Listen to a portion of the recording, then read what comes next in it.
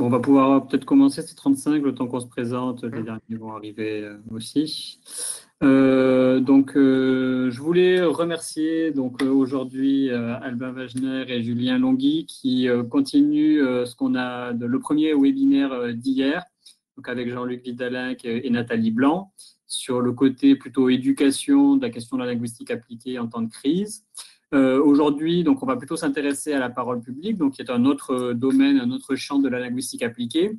Comme on a fait un tout petit détour historique hier sur la linguistique appliquée, c'est vrai que historiquement, la linguistique appliquée est apparue par le truchement de la question de l'acquisition et de l'enseignement-apprentissage des langues, mais bien sûr pas seulement, ça a été simplement la porte d'entrée historique qui a fait qu'à ce moment-là, des besoins émergeaient sur le plan de la recherche, mais on a vu depuis un foisonnement d'approches et d'intérêts pour la linguistique appliquée, d'ailleurs qui s'appelle linguistique appliquée ou pas. En France, la relation à ce terme est un petit peu plus compliquée. Mais voilà, donc l'objectif de ce deuxième webinaire était d'aborder la question d'une autre manière, en tout cas la question de la place de la linguistique appliquée en tant que science dans la société, en abordant la question de la parole publique qui est dominante en tout cas dans ce qu'on peut voir depuis plusieurs semaines et de plusieurs mois dans cette crise sanitaire. Donc encore merci beaucoup à Albin et à Julien. Et donc je laisse la parole à Julien en tant que secrétaire général de l'AFLA. Merci beaucoup Grégory, merci à tous, tous ceux qui nous ont, toutes celles et ceux qui nous ont rejoints sur le live. Effectivement, donc deuxième séance, hier une séance qui était très très riche sur les questions d'apprentissage et notamment autour des langues et de la diversité des langues. Et aujourd'hui, donc une séance tout autant d'actualité sur la question de la parole publique et de la parole politique. L'idée de cette séance dans le cadre de l'AFLA, c'est justement de mettre au cœur des différentes préoccupations qu'on peut avoir les uns et les autres en tant que citoyens, en tant que chercheurs, en tant qu'enseignants, de mettre au cœur notre expertise et puis de pouvoir remettre aussi en jeu un peu nos activités de recherche et de valorisation qui ont pu être un peu mises en suspens du fait des urgences de continuité pédagogique ou contraintes personnelles, professionnelles ou autres. Et donc l'AFLA a souhaité contribuer, on va dire, à la mise en œuvre d'un séminaire de réflexion, à la fois en conviant des spécialistes des différents domaines d'apprentissage et l'acquisition, comme c'était le cas hier, et l'analyse du discours, comme c'est le cas aujourd'hui avec Albin, et de permettre aussi de redécouvrir un peu nos échanges et nos interactions. C'est pour ça que j'encourage, comme c'est déjà le cas, les collègues à réagir aussi sur le chat. Il y a une petite bulle en bas à droite que vous pouvez utiliser avec commentaires, questions ou signaler un problème. Donc n'hésitez pas à vous saisir de cette fonctionnalité. Du fait des configurations, je vais avoir un œil en même temps sur le chat et essayer d'utiliser justement ces différentes réactions pour des relances ou des questions qui seront posées à Albin. Et voilà, et donc sans plus attendre, je vais donner la parole à Albin pour qu'il se présente. Et puis ensuite, on commencera avec un certain nombre de questions que nous avons préparées en amont et ensuite le relais des questions que vous pourriez avoir sur le chat. Très bien. Merci Julien de m'avoir donné la parole.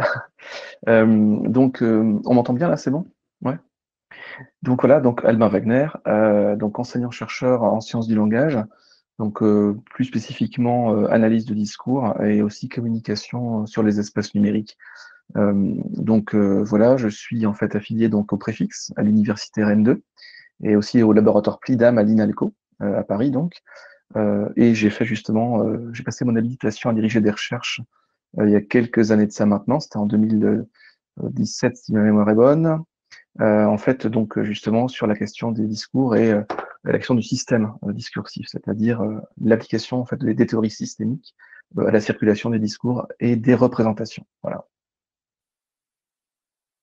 Alors justement, pour commencer, une question d'ordre assez général. En tant que spécialiste de l'analyse du discours, quel est ton regard porté sur le rôle de la parole publique et de la parole politique sur la représentation qu'on peut se faire finalement des différents événements, des différentes périodes, des différentes échéances auxquelles on a été confronté, et notamment en lien aussi avec la successivité un peu des prises de parole et la manière finalement dont la parole publique est à la fois stratifiée et à la fois pour les citoyens finalement une sorte de cristallisation et de représentation des événements au fur et à mesure finalement que la crise s'est passée ou a avancé. Ouais. Par rapport à la crise, on peut prendre l'exemple tout récent du Covid-19, puisqu'on est dedans, et on a bien vu qu'il y avait un enchevêtrement assez incroyable finalement de paroles publiques, diverses et variées, dans l'esprit de la polyphonie, hein, qui est un concept qu'on connaît bien, donc là on est vraiment là-dedans. En fait, ce qui est intéressant dans la question de la parole à partir du moment où elle devient publique, encore faut-il d'ailleurs définir ce qu'est une parole publique, puisque la parole politique est par vocation peut-être publique, à partir du moment où les médias, on va dire, médiatisent des discours précisément, ils deviennent publics, mais en même temps, est-ce que la parole est publique sur les réseaux sociaux ou pas? Dans quelle mesure elle peut l'être? En tout cas, par rapport à tout ça, ce qui est clair, c'est que on voit bien que l'ensemble de ces paroles, de ces discours portés, vont être animés et vont animer donc un espace interdiscursif. Là, je réemprunte vraiment la notion d'interdiscours telle qu'elle a pu être déjà largement, évidemment, travaillée d'abord par Pêcheux, puis ensuite qui a été au fur et à mesure retravaillée encore par un certain nombre de travaux. On voit bien que là, notamment dans la crise du Covid-19, on est dans cet espace-là, on est dans ce tumulte-là, on est dans ce bouillonnement, en fait, hein, de discours qui se parlent, qui s'interpénètrent, qui s'enchevêtrent, qui se contredisent. Il y a des discours et des contre-discours, évidemment, qui émanent d'instances différentes. Il y a aussi des instances qui elles-mêmes produisent à la fois du discours et du contre-discours, ensuite. Donc, c'est là qu'on retrouve, en fait, aussi cette notion que moi j'aime beaucoup de Seyla Ben Habib, qui est la notion de toile de récit, ou toile de narration ou de narrativité. Et là, on est totalement là-dedans, c'est-à-dire qu'en fait, on a des ruptures narratives, on a des constructions, des stratégies narratives, puisque, notamment dans le cas du Covid-19, au final, on se retrouve avec un ensemble de discours et de circuits narratifs très, très divers, du fait notamment qu'il s'agisse d'une situation inédite sur le plan politique, sur le plan sanitaire bien évidemment, et puis sur le plan économique comme on a pu le voir. Je parle même pas des autres plans évidemment qui sont tous impactés, sphère de l'intime, sphère de la psychologie, sphère ensuite évidemment liée à toutes les fragmentations qu'on va voir dans la société, genre, classe, etc., ethnie. Ce sont vraiment des questions qui se posent.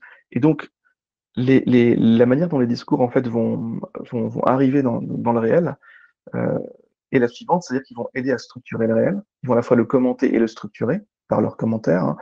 En fait, c'est un peu la poule et l'œuf, hein. Est-ce que le discours construit le réel ou est-ce que c'est le réel qui construit le discours? Les deux, d'une certaine façon. Et c'est toujours dans cet esprit très, comment je veux dire, très systémique. C'est-à-dire que l'ensemble est cohérent, tout se parle. Il y a des systèmes de boucles de rétroaction d'un discours à l'autre, puisque évidemment, on prend appui sur un discours pour en construire un autre. Il y a toutes ces notions-là qui deviennent très, très complexes. On l'a vu.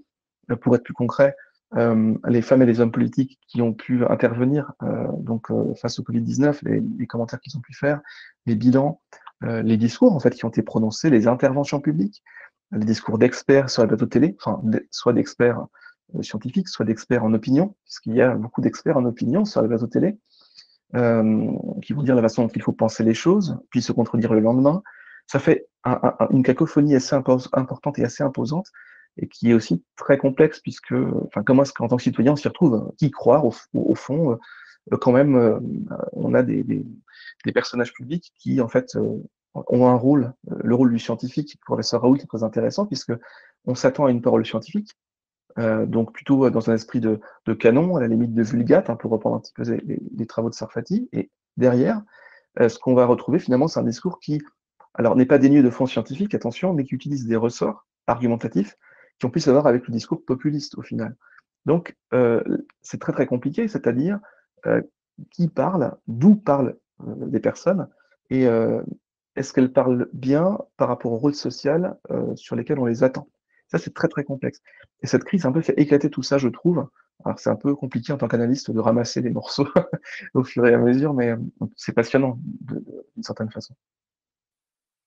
Alors oui, justement, pour rebondir sur ce dont tu parles, qui fait à la fois le lien peut-être avec les réseaux sociaux et puis avec la question de la légitimité, on voit depuis plusieurs jours, mais notamment hier, on a vu, enfin, on échangeait à propos de ça sur Facebook tous les deux, sur le professeur Raoult, par exemple, sur sa critique assez directe du big data, par exemple, et de l'étude qui vient d'être publiée, qui invalide la qualité du traitement qu'il a pu dispenser jusqu'à présent. Et puis, j'ai vu ce matin aussi sur Twitter justement qu'il a fait un tweet reprenant un communiqué d'une équipe anglaise, je crois, qui justement demande à la revue de rendre disponibles les datas sur lesquelles l'étude a été faite. Et le professeur Raoult reprend ce communiqué en citant le H-index de la personne qui est origine du message, comme une sorte de crédibilité finalement scientifique qu'on peut lui accorder bien évidemment selon ce critère en tout cas. Et ce qui fait du coup réagir la communauté alors sur les réseaux sociaux, c'est-à-dire que la plupart des citoyens prennent ça comme une sorte de caution et une validation a priori parce que justement quelqu'un qui a un H-index élevé, sans trop savoir ce que c'est d'ailleurs probablement, mais valide, alors qu'en fait le communiqué est plus ambigu que ça. La question du big data, c'est pareil, hein, c'est comme on dit, tout le monde en parle, personne n'en a jamais fait. Enfin voilà, comme une espèce de blague qui circulait sur les réseaux à un moment donné. Voilà, donc on est dans une espèce de flou et beaucoup de gens finalement s'expriment sur des données scientifiques ou des études scientifiques qui ont une complexité très grande. Donc voilà, pour préciser peut-être un petit peu ce dont tu viens de parler, cette question d'autorité, de légitimité, comment est-ce qu'on peut justement la prendre en compte du point de vue de l'analyse du discours, en particulier en lien avec les réseaux sociaux et les controverses qui peuvent peut-être avoir lieu sur ces réseaux. Je me demande, c'est peut-être au fond la question d'ailleurs de la période que nous traversons actuellement, je trouve en fait, Julien, c'est que on ne sait plus vraiment qui a l'autorité ou qui est légitime pour parler, dans le sens où si on regarde la question des théories des identités sociales, par exemple, de Burke et States, pour reprendre ces travaux-là, ou d'autres, hein, on voit bien que ces identités sont des constructions. Et ces constructions, évidemment, sont liées à des rôles, des masques, à la limite, qu'on s'attend à voir de telle et telle personne par rapport à sa position dans la société, du point de vue professionnel, social, économique, politique, etc., etc. L'horizontalité de la parole, ce que moi j'appelle l'hypernarrativité, c'est-à-dire en fait une espèce d'emballement comme ça, des circuits de narration, des circuits de récit. L'idée n'étant pas, enfin l'important, notamment avec l'avènement des réseaux sociaux, enfin bon, c'est un peu une tarte à la crème de le dire, mais c'est de bien constater que ce qui est important, c'est pas que l'histoire soit vraie, mais qu'elle soit belle. Hein, pour reprendre un proverbe africain d'ailleurs, c'est-à-dire que l'important c'est de captiver son auditoire pour pouvoir avoir un maximum de viralité possible. Et cette viralité, qui était d'abord un concept numérique, est devenue un concept médiatique, politique, c'est-à-dire qu'évidemment, les hommes politiques, les femmes politiques, et puis les médias, enfin les médias, le terme est très galvaudé, en tout cas certains types de médias, les chaînes info en continu par exemple, aiment bien utiliser cette notion de viralité pour s'assurer d'avoir un impact, on va dire, de consommation dans ce grand marché du discours quelque part. Donc, ce qui est compliqué, c'est que en horizontalisant l'ensemble de la parole, en permettant à tout le monde de parler, ce qui est super, de tout et de n'importe quoi, ce qui est très bien aussi, on va dire, la question de la légitimité, elle s'émousse. C'est-à-dire que quand on a sur un plateau, par exemple, de BFM TV, pour ne pas citer cette chaîne-là, mais ça pourrait être une autre, une diversité telle de locuteurs qu'au final, les paroles données, finalement, ne sont plus hiérarchisées, non pas au sens où il y en a une qui est meilleure que l'autre, mais au sens où on ne sait plus de qui parle d'où exactement. Et quand vous avez un leader d'opinion, un syndicaliste, un scientifique, une mère de famille, je dis n'importe quoi, qui vont en fait successivement prendre la parole, on a en fait tout simplement une espèce de marché de l'opinion, marché de discours, et c'est à l'auditeur ou au téléspectateur de piocher un peu dans ce qui l'intéresse, puis de se faire un avis. Et le problème, c'est qu'un avis ou une opinion, ce n'est pas une expertise. Un avis ou une opinion, c'est tout à fait légitime, bien sûr, et surtout en démocratie, ou un sentiment, ou n'importe quoi, ce n'est pas un discours d'expert. Il se trouve que à partir du moment où on se trouve dans un champ, là je fais écho aux travaux de Peter Jandrich sur la post-digitalité. C'est-à-dire que ce sont des travaux très très récents en fait, hein, dans les années 2010, qui montrent que en fait, on n'est plus dans un monde digital versus monde réel, ou monde virtuel versus monde réel, mais on est déjà dans une société post-digitale. Ça veut dire que le digital en fait influe sur des comportements qui ne sont pas digitaux. Le numérique influe sur des comportements qui ne sont pas numériques. On le voit puisque là, par exemple, c'est par des applications comme WhatsApp pendant le confinement que les relations sociales ont pu se poursuivre, par exemple. Donc, on voit bien au final à quel point l'ensemble est imbriqué et comment le numérique, la manière dont on doit en fait respecter des contraintes de caractère sur Twitter, de format aussi sur Facebook ou LinkedIn pour en fait avoir un auditoire, ces contraintes-là vont finalement peser sur la forme de certains messages, y compris dans l'espace public non numérisé, et on va se retrouver en fait finalement avec une espèce de formatage, on va dire, de discours, dans la forme en tout cas, hein, je ne dis pas nécessairement dans le fond bien sûr, mais dans la forme, qui doit pouvoir être ensuite repris ou retraduit de manière assez rapide sur d'autres canaux de communication. Tout le problème de la parole publique, il est là, pardon, c'est que on a à la fois la question du discours, pour moi, la question de la communication, donc des dispositifs nécessairement qui se posent, hein, qui ne fait pas que de se poser, qui s'imposent littéralement. Et puis au milieu de tout ça, on a ces toiles de récit, de narrativité, ces circulations. La question de la légitimité, euh, elle est complexe parce qu'au fond, là, il y a eu plein de travaux dessus depuis déjà des années sur l'émergence des discours populistes qui font que ces discours sont populistes, certes, mais surtout vont enjoindre d'autres acteurs à devenir eux-mêmes, enfin, à utiliser les ressorts, on va dire plutôt, et les mécaniques argumentatives ou rhétoriques du discours populiste pour avoir le même degré d'impact dans la sphère publique. Et donc, au fond, on ne sait plus qui fait quoi exactement. Quand on avait effectivement le professeur Raoult qui va dire un certain nombre de choses en utilisant sa posture scientifique. C'est pas le scientifique qui parle, mais c'est le citoyen qui utilise sa posture scientifique, bien sûr, pour délivrer des messages qui, pour certains, ont un rapport direct avec la science et avec l'activité, l'expertise médicale, c'est très très clair, et pour d'autres, n'ont aucun rapport avec les disciplines scientifiques. Toute la dichotomie entre la province et Paris, et Marseille contre Paris, le petit médecin de province contre les grands pontes, etc., le petit médecin seul contre l'OMS, les fragiles contre les forts, en fait, hein. Ce sont des ressorts qui sont vraiment utilisés. Et ça n'a plus rien d'une parole scientifique ou d'une parole experte, c'est autre chose. Ça n'en est pas moins légitime, mais le fait d'utiliser tout en même temps brouille énormément les codes. Et c'est très compliqué, en fait, de s'y retrouver ensuite, de trier l'information. Et dans les informations, alors on va pas passer tout le temps du webinaire sur le professeur Raoult, le pauvre, mais dans l'intégralité des informations que le professeur Raoult diffuse, il y a des informations scientifiques, il y a des informations médicales, il y a des informations qui sont peut-être plutôt politiques ou citoyennes, et des informations qui sont plus liées, on va dire, au régime de l'opinion.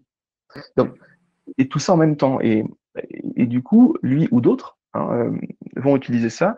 Les femmes et les hommes politiques ne sont pas en reste là-dessus non plus, au gouvernement ou ailleurs. Et on a vu là aussi énormément de confusion des genres, en fait, tout simplement, hein, des registres de discours aussi. Et ça nous remet un petit peu le nez dans toutes ces notions-là, genre, registre, etc., qui se retrouvent explosées et avec une polyphonie pardon, de l'énonciateur, de locuteur, qui fait que on ne sait plus bien qui parle, d'où, quelle identité sociale parle à quel moment, pour dire quoi, et comment tout ça en fait se structure et se hiérarchise. Y a-t-il seulement d'ailleurs une architecture du discours pour ces locuteurs-là? C'est même pas certain.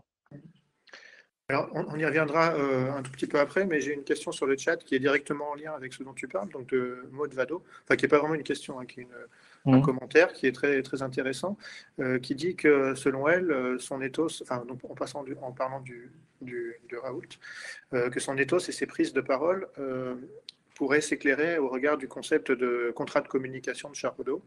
Et en particulier, elle prend, ça rejoint ce que tu dis justement sur cette espèce d'hybridité un peu discursive, sur la manière dont il a analysé, je ne connaissais pas cette analyse des spectacles de Dieudonné, par exemple, avec un mix des codes du spectacle humoristique et du discours politique. Et finalement, ça rejoint peut-être ce que tu disais par rapport au discours scientifique, mais qui est mêlé dans un discours peut-être militant, ou en tout cas dans un autre type de discours, qui fait qu'on a ici un brouillage quelque part finalement du message. Ouais, c'est tout à fait. Bonjour Maud d'ailleurs, et merci pour la question ou le commentaire. Non, mais tout à fait. On est bien là-dedans, et il y a eu pas mal de travaux intéressants là-dessus aussi sur au-delà du discours populiste, effectivement. Donc le discours humoristique, ce travail-là, je ne le connaissais pas non plus, donc j'irai le regarder après le webinaire. Je pense aussi à des travaux de collègues en fait, du coup en anglais ou polonais, en pragmatique notamment, sur ces questions de niveaux divers qui sont activés à des moments spécifiques et qui vont construire effectivement un contrat de communication par exemple effectivement entre le locuteur et son auditoire. Et ce contrat, il va se négocier au fur et à mesure. Là, on rejoint les principes, les trois principes pragmatiques, hein. Donc coopération, négociabilité et réciprocité. Donc c'est-à-dire que chaque fois qu'on est en train de parler ensemble, on coopère nécessairement, même quand on s'engueule, on est d'accord pour dire qu'on est en train de s'engueuler. Donc c'est le principe de coopération. Le principe de négociabilité, c'est évidemment toute relation sociale et toute relation locutoire discursive peut se renégocier sans arrêt. Et puis il y a des effets réciproques. On est totalement dans la systémique là, mais en fait c'est vraiment complexe de trouver je trouve en tout cas en tant que linguiste, en tant que discursiviste là, l'époque dans laquelle on vit est très complexe du point de vue, et donc passionnante, du point de vue épistémologique, parce que c'est très compliqué de recréer, on va dire, des outils, des concepts et des notions qui vont vraiment permettre d'éclairer cet éclatement, on va dire, des registres ou des genres, en fait. Tout est fragmenté et remélangé. Donc on est plutôt sur du sable. Et le sable, ben, ça peut être mouvant, justement, on peut s'ensabler. Et surtout, ce sont des fines particules. Alors, une fois qu'on est au microscope, on les voit très très bien. On voit qu'il y a des choses très très différentes qui émergent. Mais quand on prend ensemble, ben, c'est une espèce d'élément qui est solide et en même temps liquide. Le sable coule, en fait, hein, on parle bien de ça. Donc, cette image, je trouve, de discours, donc, dans une logique d'hyper-narrativité, encore une fois, post-digital ou post-numérique, après évidemment il y a tous les débats sur ces deux termes-là, mais je trouve que cette analogie en fait du sable, elle est importante quelque part et elle est très exigeante pour les linguistes que nous sommes pour trouver les bons outils, les bons concepts. Certains concepts fonctionnent encore très très bien, d'autres ont du mal en fait à se retrouver par rapport à l'époque dans laquelle on vit et on évolue. Alors il y a des travaux partout dans le monde entier formidables qui sont faits. On connaît le travail francophone, mais anglophone, lusophone, hispanophone, il y a des travaux très intéressants en Asie aussi, en Inde, sur comment essayer d'appréhender justement tous ces éléments-là qui interrogent absolument toutes les sociétés démocratiques, en tout cas de par le monde, et pas que celle-là, bien sûr. Alors, pour rebondir aussi sur la métaphore un peu théâtrale dont tu as parlé tout à l'heure, la question des jeux de rôle ou des voix, bon, c'est quelque chose aussi qui fait écho à la tradition pragmatique francophone, mais pas que d'ailleurs, goffmanienne aussi probablement. On a vu hier, mais je pense que c'est à chaque fois qu'on a maintenant des prises de parole politiques, et peut-être que tu pourras nous éclairer d'un point de vue peut-être plus stratégie de communication, de l'appareil un peu qui est fait par l'organe, le gouvernement ou l'exécutif. On voit se succéder justement des visages différents qui vont prendre en charge une certaine partie finalement du discours. On a vu hier avec le Premier ministre, le ministre de la Santé, le ministre de l'Éducation. Donc on a une sorte de répartition finalement des voix. On perçoit bien le côté artificiel ou un peu théâtral en tout cas, où voilà, chacun incarne un rôle et en incarnant ce rôle finalement il porte une parole particulière. On voit bien aussi comment finalement cette discrimination des paroles, elle saute après ensuite sur la reprise sur les réseaux, etc. Et ça devient finalement le gouvernement ou la parole de l'État, etc. Donc on a une sorte de jeu comme ça, un peu de dupe en quelque sorte, puisqu'on a à la fois quelque chose qui est très cadré du point de vue du gouvernement et ensuite très atomisé du point de vue des discours et des contre-discours aussi peut-être. Mais voilà, en termes de stratégie finalement de communication politique, comment est-ce que tu analyserais ça d'un point de vue discursif ou pragmatique ? On peut jamais savoir exactement à la fois le fonctionnement de ce type de prise de parole publique, puisqu'elle est évidemment structurée, organisée. Et on ne peut pas non plus savoir ce qui se passe évidemment dans la tête des locuteurs, donc ça appartient évidemment pas à l'analyste. Mais en revanche, ce qu'on peut regarder, c'est la manière dont vont se structurer un petit peu les mises en relief. Et puis effectivement, comment les paroles vont rebondir. Alors, on a eu plein de choses pendant le confinement notamment. On a eu des ministres qui se sont contredits, des hommes et des femmes politiques de même bord qui ont pris des positions différentes. On a eu des ministres qui se sont contredits entre eux, des ministres qui se sont contredits eux-mêmes au fur et à mesure du temps qui passait. On a vu qu'il y avait à un moment donné des frictions entre le président de la République et le Premier ministre. On a vu aussi qu'il y a eu des frictions entre le ministre de l'Éducation nationale et le Premier ministre, en fait, sur la manière dont la parole était organisée, sur la manière dont le contenu était formulé. Donc, et ça, je pense que ça en dit aussi, enfin, ça dit beaucoup de choses sur le fait que on est dans l'inédit. C'est-à-dire que même un gouvernement structuré, qui va évidemment s'organiser pour pouvoir à la fois exercer ses missions régaliennes et puis jouer le jeu de la communication, puisqu'il faut absolument le faire, il faut communiquer, hein, il faut informer, c'est important. Il faut informer en fait les populations, les citoyens sur ce qui se passe pour qu'ils puissent eux s'organiser derrière. Euh, ce que moi j'ai vu en fait, ce qui m'a vraiment frappé, c'est bon, évidemment on a tout un registre linguistique, donc on peut assimiler à de la langue de bois parfois, mais bon bref, qu'on attend.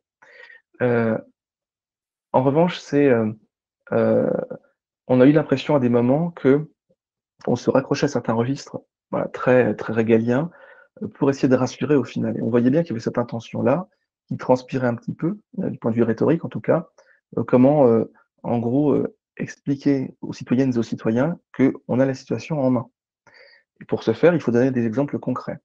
Sauf que ces éléments d'exemples concrets se sont contredits au fur et à mesure les uns les autres, puisque les informations n'étaient pas forcément claires, ou bien parce que les femmes et les hommes politiques du gouvernement, peut-être avec des informations qui ont changé au fur et à mesure, ou bien qu'ils ne voulaient pas forcément divulguer à ce moment-là, parce qu'évidemment, il y a aussi une hiérarchie dans la manière dont on va donner les informations, hein, avec différents temps stratégiques, justement.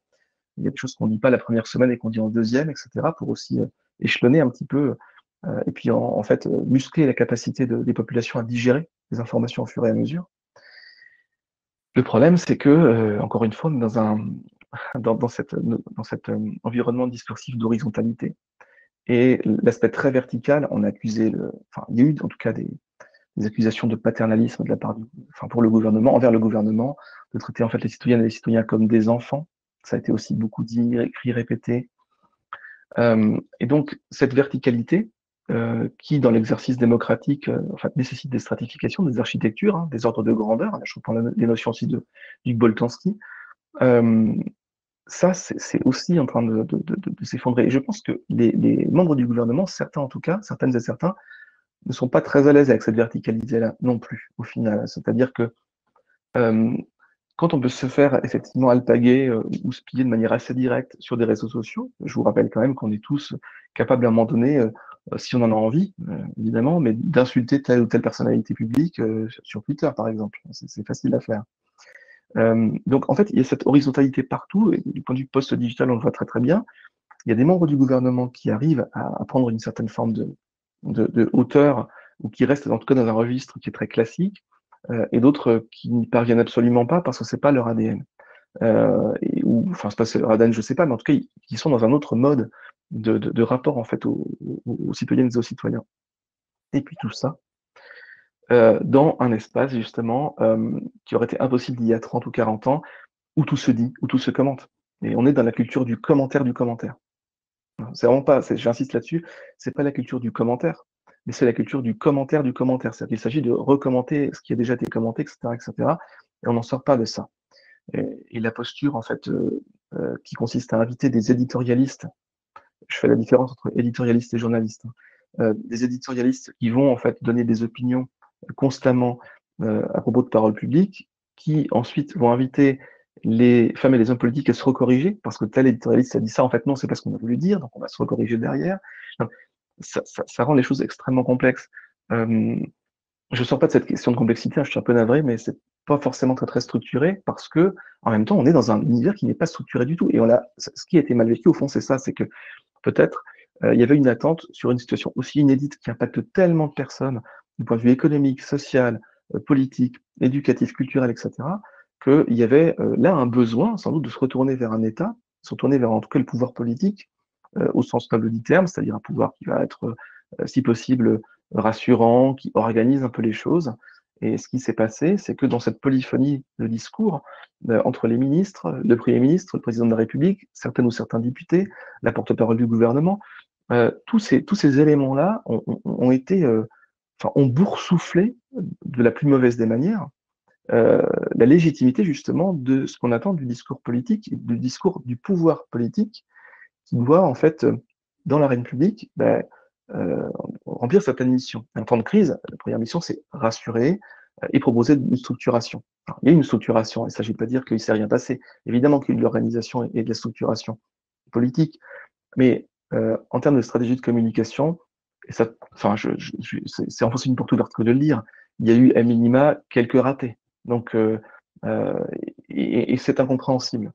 C'est incompréhensible parce que on attend, tu l'as dit justement, le gouvernement en fait. On attend une parole unique et unie parce que c'est rassurant d'avoir 6 ou 7 ou 10 personnes qui parlent d'une seule et même voix. C'est hyper rassurant.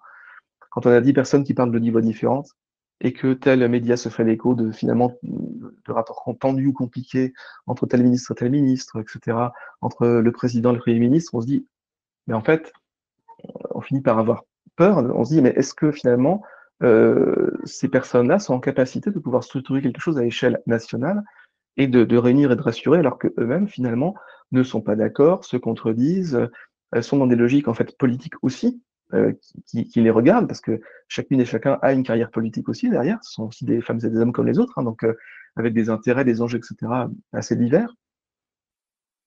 C'est quelque chose qui, je pense, est assez, du point de vue purement citoyen, là je parle, qui déboussole. Et donc, d'où en fait l'émergence de figures totalement alternatives, justement, qui font une alternative en fait facile à l'ordre néolibéral entre guillemets pour aller très très vite, mais ils vont être des figures qui vont plutôt aller sur le registre du populisme, registre très facile à réutiliser et à faire circuler.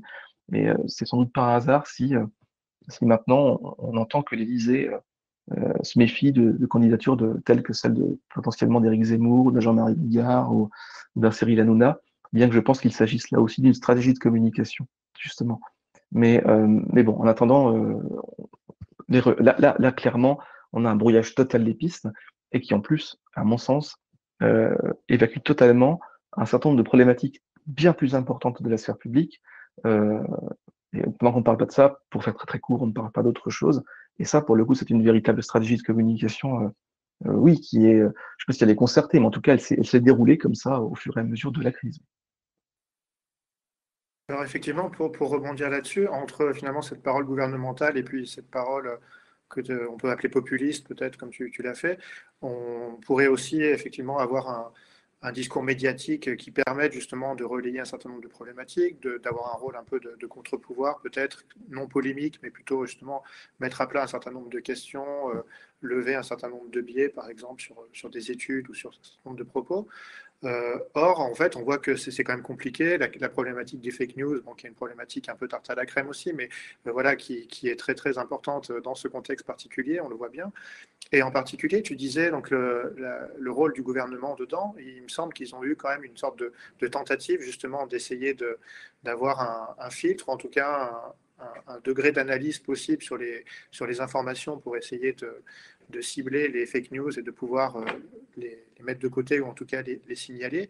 Et ça a notamment été reproché finalement, en tout cas de ce que j'ai pu en voir sur les réseaux sociaux, parce que finalement le pouvoir n'a pas à faire une ingérence dans le travail des médias.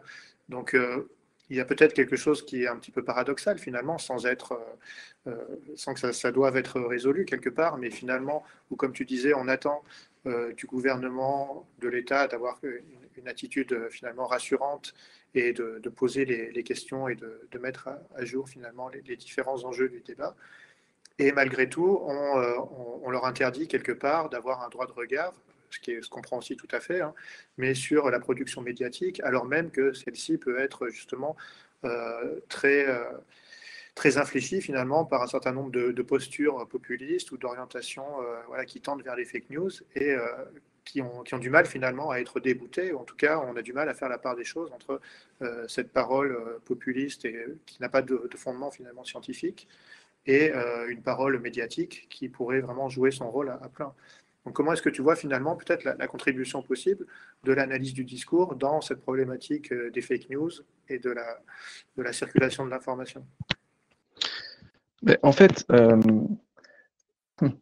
c'est hyper compliqué parce que, enfin, en gros, je reprends la métaphore du sable. Je pense qu'on vit dans des démocraties ensablées. On parlait de démocratie liquide, hein, il y a eu des travaux là-dessus très intéressants d'ailleurs. C'est-à-dire qu'à la fois, on va attendre encore de nos gouvernants des postures finalement assez paternalisantes, ou en tout cas, on attend d'être rassurés, guidés, structurés, d'un État qui soit là pour protéger et organiser la vie publique et permettre aux choses de fonctionner normalement. Et dans le même temps, on attend aussi d'un État qu'il garantisse les libertés fondamentales qui sont essentielles à la vie d'une démocratie. Cette tenaille-là, elle fonctionnait très bien jusqu'à ce qu'on ait justement ce monde, cet univers post-digital dans lequel on se situe, où en fait, effectivement, et là je voudrais pas être nécessairement à la place d'un ministre ou d'une ministre aujourd'hui, quel que soit le bord politique, parce qu'en fait, concrètement, à partir du moment où on dit quelque chose, cette parole n'est pas nécessairement analysée, disséquée pour essayer de comprendre, hein. Elle est commentée. C'est pas pareil. Elle n'est pas analysée, elle est commentée. Commenter, ça veut dire, on peut commenter sur tout et n'importe quoi. Le physique de la personne, euh, sa façon de s'habiller, ce qu'elle a dit, ou le mot qui est utilisé à un moment donné, qui en fait d'un seul coup fait et quoi d'autres choses, qui n'ont peut-être rien à voir avec le contexte, mais paf, on tire un peu le fil justement narratif. C'est très compliqué, c'est très complexe parce que les attentes, je pense, citoyennes et démocratiques ne sont plus claires du tout. Il y a un problème de rupture de contrat démocratique, je pense, d'une certaine façon, qui se fait de plus en plus jour. Et puis, effectivement, le pouvoir des réseaux sociaux, il est à la fois salutaire parce que je pense que s'attaquer aux fake news, c'est une très mauvaise stratégie, puisqu'au fond, on l'a vu tout au long de l'histoire récente d'Internet.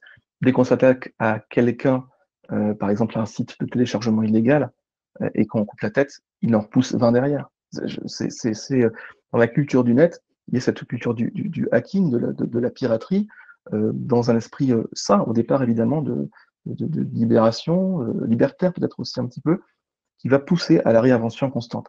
Plus on va censurer une parole dans la sphère numérique, plus cette parole va être décuplée. On le voit actuellement en fait sur les réseaux sociaux, sur certains forums type 9gag, 4chan, Reddit et compagnie. Vous savez, dans le milieu, enfin dans le monde américain, il y a les mèmes sur les Karen. Karen qui a un mème voilà, qui tourne beaucoup sur ces fameuses, soi-disant des clientes de mères de famille qui vont toujours demander à voir le manager, etc.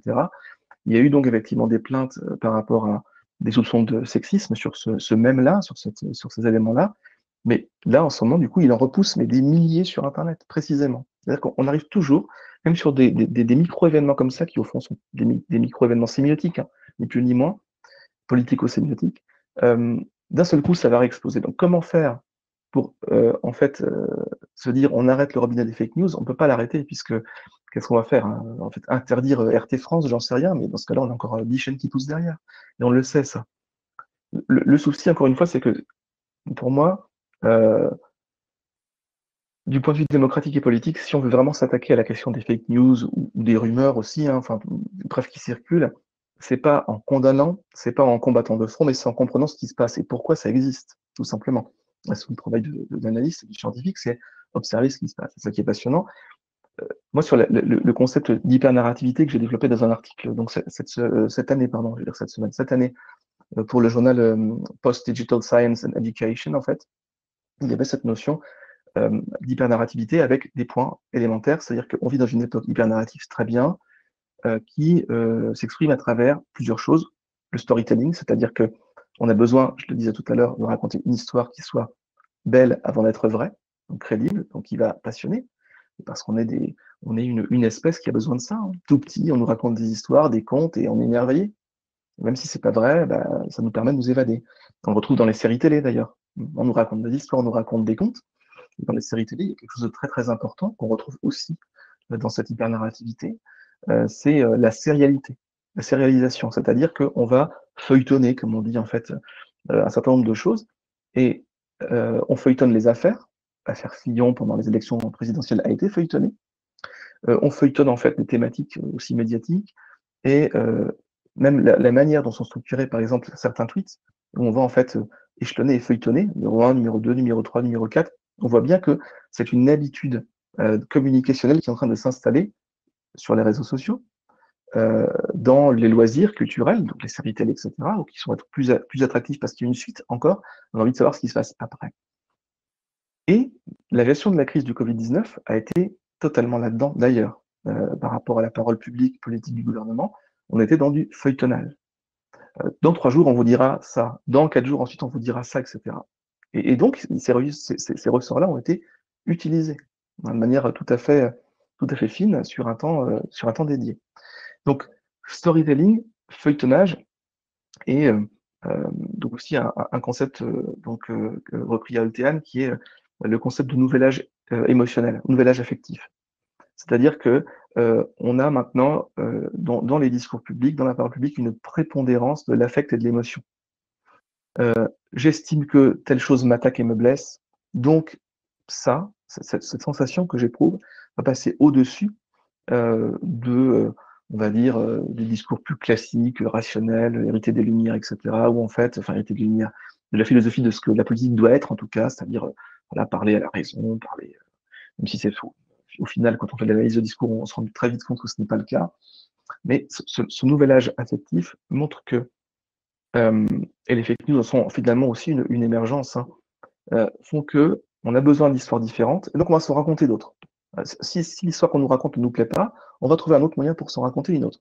Donc c'est pas qu'elle est fake cette histoire, c'est que moi, elle m'apparaît plus juste, plus en accord avec ma façon de voir le monde. Elle me plaît. Elle me plaît, donc on est sur l'affect. Alors, évidemment, on est sur la notion de plaisir, on n'est pas du tout sur est-ce que cette histoire-là est en accord avec la réalité du monde dans lequel on est, est-ce qu'elle est plausible? C'est plus la question. On est vraiment dans quelque chose qui est plus de l'ordre du divertissement, mais encore, c'est très différent parce que dans le divertissement, on sait qu'on est dans le divertissement. Voilà, là, on est sur des récits différents qui vont construire des réalités sociales dites alternatives, puisque c'est exactement les termes qu'utilisent les tenants de l'alt-right américaine, notamment. Hein, donc, c'est ou bien alternative facts, hein, c'est des faits alternatifs, donc ils ne sont pas faux, ils sont juste différents. C'est une autre façon de raconter l'histoire, une autre façon de les présenter, ou d'autres faits qui sont peut-être totalement inventés, mais qui s'insèrent dans un discours du réel. Et c'est là qu'on voit aussi justement l'explosion de ce concept de post-digitalité vraiment qui, moi, me plaît beaucoup parce que on voit bien que là, on se prend de plein fouet finalement la culture du net, ce qu'on appelait la culture du net avant, dans le fonctionnement réel de la société, le fonctionnement politique de la société, le fonctionnement de ce qu'on va ensuite échanger comme idée, puisque on est toutes et tous là réunis en tant que citoyens aussi, citoyennes et citoyens, et on parle avec nos copains, nos amis, nos familles de ce qui se passe dans le monde. Et on voit bien qu'il y a des récits très très différents. Mais dans un régime où l'opinion vaut plus que la capacité à avoir une analyse ou une expertise, ben, mon opinion vaut autant que la tienne, par exemple, Julien, je suis convaincu d'ailleurs, heureusement. Et en fait, ça veut dire aussi que il ne s'agit plus de comparer ou de disputer au sens noble du terme, comme le veut finalement un petit peu l'éthos démocratique, mais tout simplement de juxtaposer des opinions. Et ben, si tu n'es pas d'accord avec la mienne, tant pis pour toi, c'est pas grave, moi j'ai la mienne, et puis elle me semble juste, et c'est tout. Et en fait, à partir de ce moment-là, il n'y a plus de dialogue. Il n'y a plus de démocratie, il n'y a plus de dialogue. Il y a une juxtaposition, une fragmentation, une communautarisation des discours, des opinions, et c'est tout l'enjeu d'ailleurs alors là, c'est totalement involontaire, mais d'un ouvrage, ça me fait penser que je coédite avec Loïc Nicolas et Jérôme Rava, qui s'appelle La valeur du désaccord et qui va sortir d'ailleurs cette année, qui est un collectif. Et on est exactement dans cette problématique-là, c'est-à-dire à partir du moment où on est sur de l'opinion pure et de l'affect pur, je ne peux pas évidemment discuter puisque le sentiment de ma voisine est tout à fait légitime, elle a le droit d'avoir une émotion, donc à ce moment-là, si on est sur le registre de l'émotion, on ne peut que accepter, reconnaître l'émotion de l'autre. On n'est plus dans le dialogue ou la dispute ou la discussion. On n'est plus dans la démocratie, on est dans autre chose qui porte un nom, enfin peut-être va porter un autre nom, j'en sais rien. Et c'est peut-être ça qui est inquiétant parce que du coup les fake news ne sont qu'une émergence de ça. Et les gens ne se parlent plus, ils se construisent des réalités alternatives, différentes, parallèles. Et ces réalités parallèles, ces visions parallèles du monde politique, elles ne se discutent pas, elles ne dialoguent pas, elles ont le mérite d'exister dans un espace qui est un espace de marché démocratico-discursif dans lequel, en fait, en fonction de ses affinités, on va piocher ce qui nous plaît, quoi. Comme on achète une tablette de chocolat aux noisettes, voilà. Et moi, je vais acheter telle théorie-là sur les masques dans le gouvernement parce que voilà, ça me plaît plus, parce que sinon le reste, je trouve ça trop bizarre, etc. Et on est dans un truc qui n'a plus rien à voir, à mon sens, avec, ontologiquement en tout cas, avec ce que pourrait être un contrat social et politique dans une démocratie. Alors, pour un exemple un peu concret justement de ce dont tu parles, j'ai Valérie Rocher qui réagit sur le chat et qui compare la situation en France vis-à-vis de celle en Grande-Bretagne et qui souligne le fait que nos collègues, enfin nos voisins britanniques ont été beaucoup moins nombreux finalement à être critiques, peut-être un peu au départ, mais ensuite on jugeait beaucoup moins sévèrement l'action de leur gouvernement. Et elle s'interroge finalement, en tout cas elle suggère le fait que ça viendrait probablement de deux traditions, peut-être différentes, attends, je recherche le poste. Voilà, elle voit ça comme la preuve de la vivacité de la démocratie française, du débat, de la culture de la contradiction, avec un espace public investi par tous pour démultiplier les forces de proposition. Du coup, bon, ça rejoint, je pense, assez bien ce que tu viens de dire finalement. Mais par contraste, finalement, comment est-ce que tu expliques que dans certains cadres, finalement, on ait une contestation, en tout cas une mise en débat et en discussion des problématiques qui soit moindre? Merci, bonjour Valérie, merci pour c'est hyper intéressant ça, parce qu'en fait, bon, moi évidemment, je m'intéresse beaucoup à ce qui se passe à l'étranger, dans d'autres pays. C'est intéressant aussi la façon dont les choses se déroulent sur le continent africain, par exemple, au passage. C'est très intéressant. Et parce qu'évidemment, il y a un ensemble de réponses qui sont très très diverses. Mais alors, si on prend plus près de nous, en fait, au niveau européen, par exemple, évidemment qu'on a des pays avec des traditions démocratiques, des histoires démocratiques très très différentes. L'Angleterre, on va dire à partir du moment où il y a un gouvernement en place, il a investi une certaine forme de légitimité, ça veut dire qu'il n'y a pas de critique. En revanche, euh, c'est aussi une culture où quand il y aura une critique par rapport au gouvernement, c'est souvent le cas dans les pays nord-européens d'ailleurs au passage, c'est par rapport à des scandales. C'est-à-dire qu'on attend un certain ethos, une certaine attitude par rapport à une femme ou un homme d'État. Et on le voit en Grande-Bretagne en ce moment, c'est le scandale Cummings, hein, justement. Que Boris Johnson défend bec et ongle, et c'est là que se loge justement le problème en Angleterre. Pas tant, même s'il y a eu quand même des critiques, il faut le dire, mais pas aussi virulentes qu'en France, c'est sûr. C'est pas tant dans la gestion de la crise, mais c'est vraiment dans le fait que le gouvernement ne montre pas l'exemple entre ce qui est demandé aux citoyennes et aux citoyens et ce que elles et ils font. En France, il y a une autre tradition politique qui est une tradition aussi de vie démocratique qui se joue dans la contestation, dans la dispute, hein, mais ça date d'avant 1789 d'ailleurs, même si souvent on prend cette date-là pour analyser le reste, et aussi parce qu'au fond, alors moi c'est mon impression, là pour le coup on est vraiment dans une impression, j'ai pas fait de travaux en sciences politiques là-dessus, mais j'ai l'impression que au fond, depuis en tout cas la chute de la royauté en 1789, depuis aussi les différentes révolutions et contre-révolutions au XIXe siècle, il y a eu l'Empire napoléonien, j'ai l'impression qu'en fait, au final, dans la Ve République notamment, on réélit un roi pour mieux le décapiter. C'est-à-dire qu'on rejoue en fait sans arrêt la même scène. Euh, à chaque fois, il y a la question de la femme ou de l'homme providentiel sous la Ve République. Et une fois que elle ou il est élu, au bout d'un an, ça y est, on peut enfin s'en prendre à elle ou à lui parce qu'on on rejoue cette scène-là, c'est presque viscéral dans la vie démocratique du pays. Et surtout, à partir du moment où on élit des personnes pour nous représenter, ça veut dire qu'on est capable ensuite de pouvoir aussi les contester, protester, les contredire. Et donc, cette vivacité démocratique entre les élus et les citoyens, elle est saine, c'est sûr. Mais les choses se font différemment ailleurs. On a vu en Allemagne, par exemple, l'attitude d'Angela Merkel a été maintes fois louée, parce qu'elle a essayé de gérer ça, enfin, elle a géré ça différemment dans la tradition allemande aussi, hein, donc c'est tout à fait autre chose. On a des autonomies dans les Länder, on a des cultures du consensus politique, hein, comme au Danemark, comme dans ces pays-là, où en fait ce sont des alliances de différents partis qui vont faire basculer un parlement à majorité, etc. Et puis bon, Angela Merkel peut-être aussi a dans sa formation de physicienne eu des réflexes différents, ça je n'en sais rien. On ne pourra jamais le savoir, parce que puisqu'en France, on sait qu'on a des écoles pour former nos femmes et nos hommes politiques, à l'étranger, ça n'existe tout simplement pas. C'est très rare en tout cas. En Europe, c'est pratiquement inexistant, hein. Donc c'est une autre façon de faire. On a vu aussi à un moment donné au Luxembourg, notamment, forcément, il fallait bien que je parle du Luxembourg à un moment donné, on a vu en fait aussi émerger tout un tas de questions, puisque pendant un petit moment, au milieu de la crise à peu près, du Covid-19, au milieu du confinement en France, ces statistiques sont sorties qui montraient que le Luxembourg était le pays qui avait le plus de malades par nombre d'habitants, qui était donc largement devant les autres et que c'était scandaleux. Alors, en France, il n'y a pas eu beaucoup de choses là-dessus, mais à l'étranger, aux États-Unis, en fait, bizarrement, en Angleterre, ailleurs, on en a beaucoup parlé de ce truc-là. Il se trouvait que le Luxembourg, en fait, hébergeait simplement les malades de France et de Belgique, donc nécessairement, ça posait, voilà.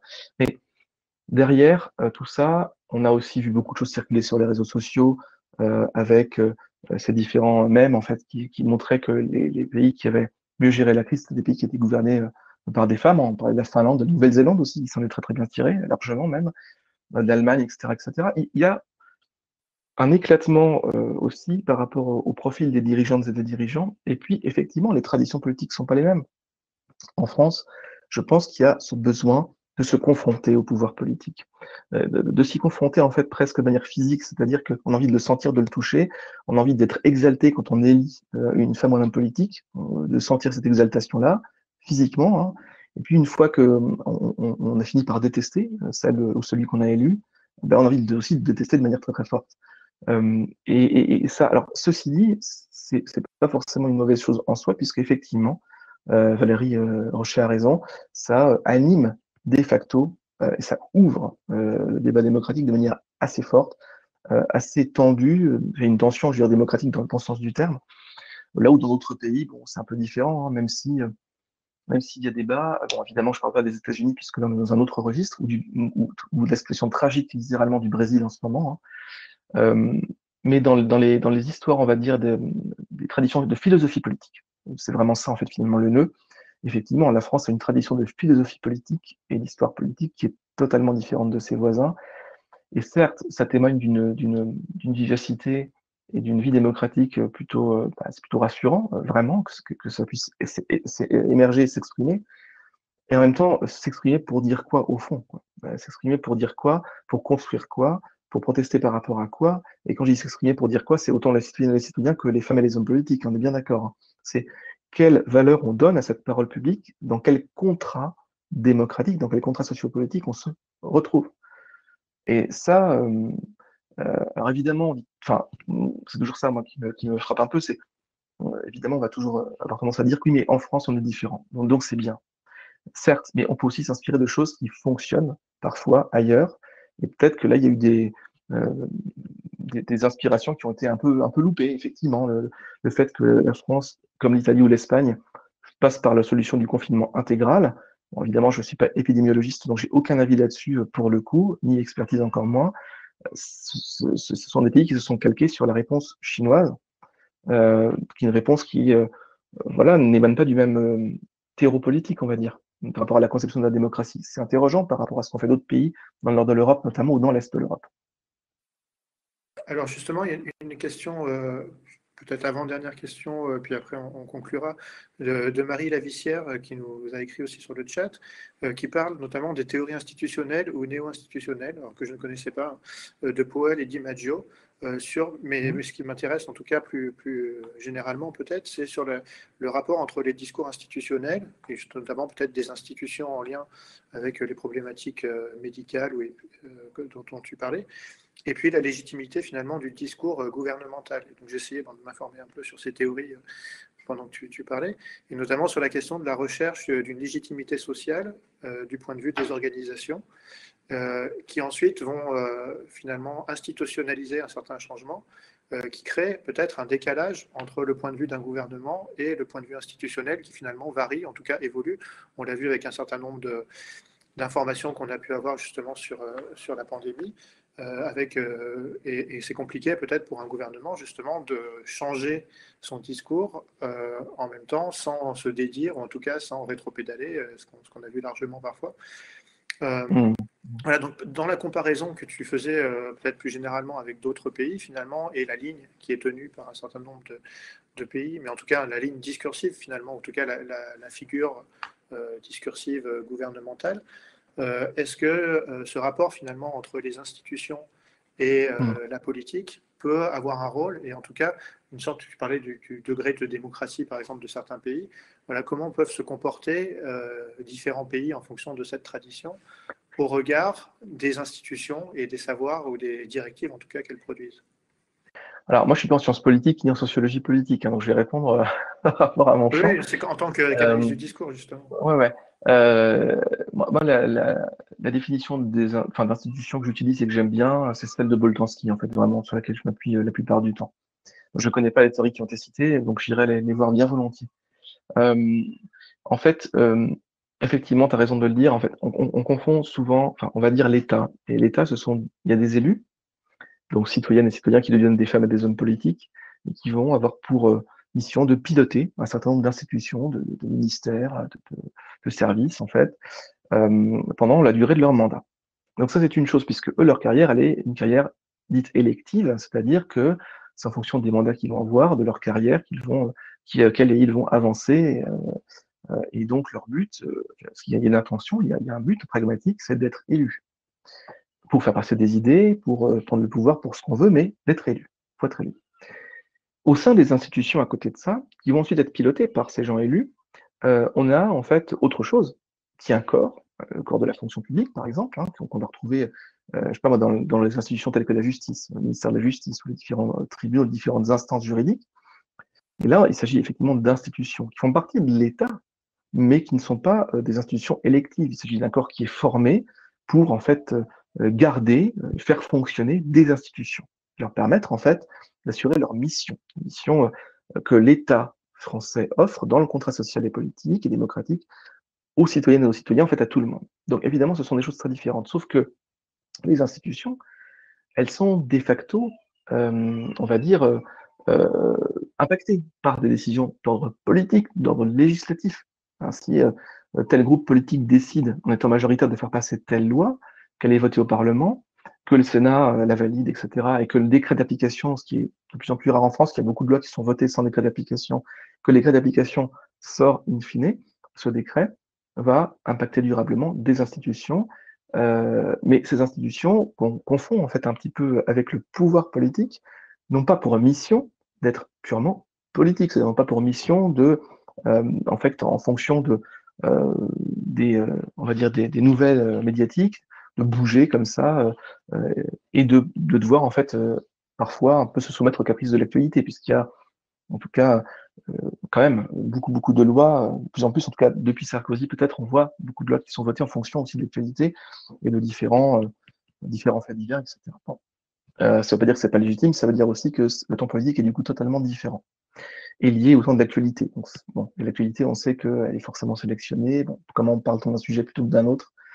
Ça pose quand même pas mal de questions. Donc, le problème, effectivement, et c'est là que la question est importante, c'est quid des institutions dans le rapport entre les citoyennes et les citoyens et les femmes et les hommes politiques qui ont été élus. Comment est-ce que dans ce dialogue, dans ce contrat de communication justement, et contrat politique entre citoyens et élus, comment est-ce qu'on garantit en fait le bon fonctionnement des institutions? La santé en France, l'éducation, l'école, ce sont des institutions évidemment importantes, et d'un seul coup, en fait, elles se retrouvent totalement traversées, pénétrées, explosées par une crise de cette ampleur-là. Alors, c'est pas la crise en fait qui les fait exploser, c'est la goutte d'eau que représente la crise, puisque le système de santé français, là on l'a bien vu en fait, avait un problème assez capital qui a fait que, au fond, la crise du Covid-19 n'est pas qu'une crise sanitaire, c'est une crise du système de santé. Ce sont deux choses différentes, parce que ce qui a notamment provoqué, entre autres, évidemment, le confinement, c'est le manque de lits dans les hôpitaux. Hein, donc c'est bien ça qui a été le déclencheur. Donc c'est un problème effectivement de gestion de lits qui a en fait précipité ensuite le confinement. Donc tout ça quand même, ça pose pas mal de questions sur la manière dont dans cette nouvelle organisation, configuration démocratique, on percute beaucoup, on fait beaucoup souffrir nos institutions qui en France pourtant sont bien dotées, fonctionnent correctement et surtout sont animées par des corps qui tiennent en haute estime en général leur mission dans ces institutions-là, vraiment. Et ça, pour le coup, c'est quelque chose qui est dangereux, je pense, puisque quand les institutions se retrouvent suffisamment fragiles pour qu'il n'y ait plus que le peuple, cette notion étant évidemment totalement floue et très récupérée, et les élus d'un côté, le peuple contre les élites, etc. Donc il n'y a plus rien qui fait barrage en fait au populisme quand les institutions sont suffisamment exsangues pour que ça ne puisse plus fonctionner, qu'il n'y ait plus de courroie en fait de fonctionnement correct d'un État d'admission démocratique et régalienne, ça pose problème. Donc le rôle des institutions, il est important. Il faudrait aussi voir, du coup, dans l'analyse de discours, comment les institutions ont produit des discours au cours de la crise, comment elles ont essayé de produire des discours pour répondre, pour informer, pour tenter d'organiser des choses. Hein. Je pense au rectorat d'académie, qui ont quand même aussi été vraiment au front, évidemment les hôpitaux. Il y a plein d'institutions qui se sont retrouvées à devoir en fait gérer des décisions d'élus politiques. Voilà, donc et ça c'est effectivement très complexe. Donc ça, il faudrait effectivement travailler là-dessus. Ça peut être un travail extrêmement éclairant de regarder en temps de crise comment on peut comparer les discours politiques, les discours des institutions, comment elles essaient de traverser ça en organisant, en structurant leur mission derrière. Alors, une dernière question, peut-être pour tenir le temps, le timing, et une question qui sera une question conclusive. Je vais reformuler un peu une question d'un ou une, je ne sais pas, collègue ukrainien ou ukrainienne, qui posait une question qui était un petit peu en décalage par rapport à la thématique, qui était sur l'évaluation de la recherche, en fait, qui était au moment, je pense, où on parlait de l'évaluation du professeur Raoult, enfin, en tout cas des travaux et puis des discussions, des controverses scientifiques autour de ça.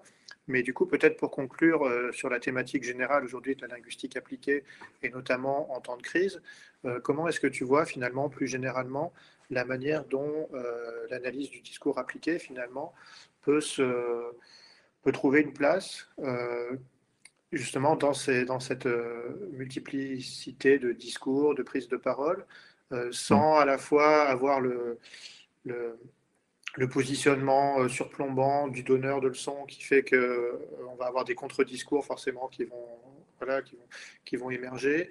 Enfin, voilà, c'est une question, je pense que beaucoup d'analyses de discours se posent, puisque c'est souvent un des motifs d'évocation qu'on peut avoir les uns et les autres. Voilà, donc, plus particulièrement par rapport au contexte de crise, finalement, comment est-ce que tu verrais le rôle du chercheur en analyse du discours? C'est une excellente question, merci de l'avoir posée, comme on dit.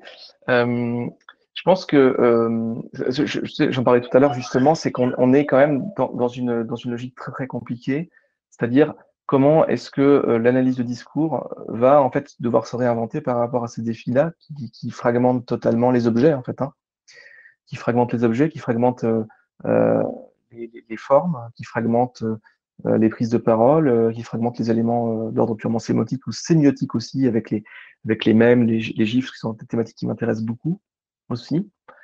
Alors pour ça, d'abord, je pense qu'il y a une première chose qui est vraiment très importante, et c'est vraiment d'ouvrir sur d'autres concepts. Et pour ça, il y a plein de façons de faire. C'est-à-dire qu'il y a des traditions de pensée, des écoles de pensée qui, en analyse de discours à la française, sont évidemment très importantes, qui ont été enrichissantes, qui fonctionnent très bien. Il faut aussi aller un peu ouvrir les choses, ouvrir les champs, soit en inventant des nouveaux concepts, de nouvelles notions, tenter de bricoler, la notion de bricolage qui a largement été utilisée en épistémologie maintenant, contemporaine, et aussi en allant voir ce qui se passe ailleurs.